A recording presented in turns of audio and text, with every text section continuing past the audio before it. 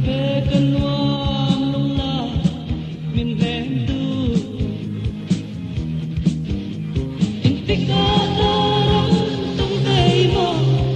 suy lung miền ven tu và hồi về là ca tông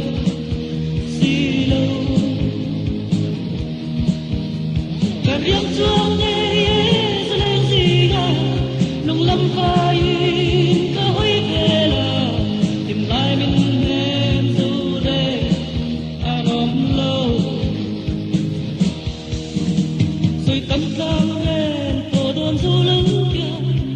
sự dễ đón cả đón lùng một ru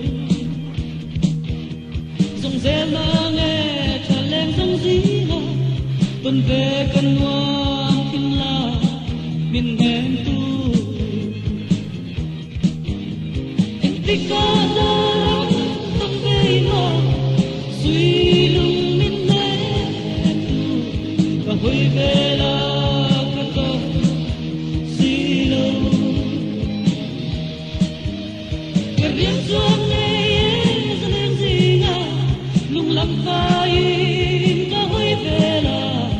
lại mình thêm dù để anh ôm lâu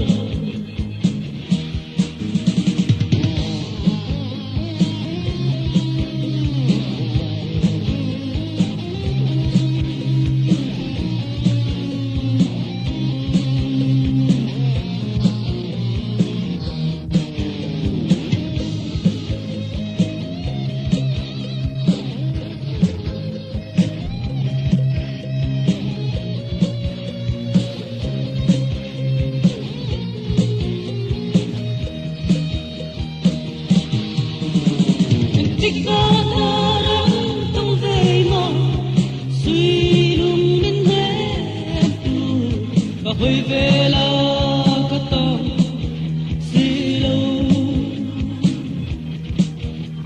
cả riêng chuông nghe sẽ lên gì ngờ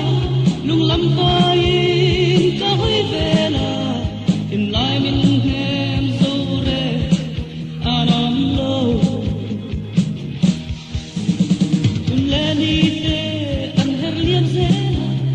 đón tâm lung lên nó suy thọ nè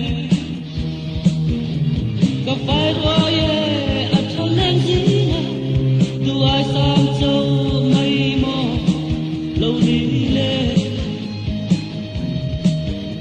anh thích ca ta cũng về mò suy lung miền em tu và hồi về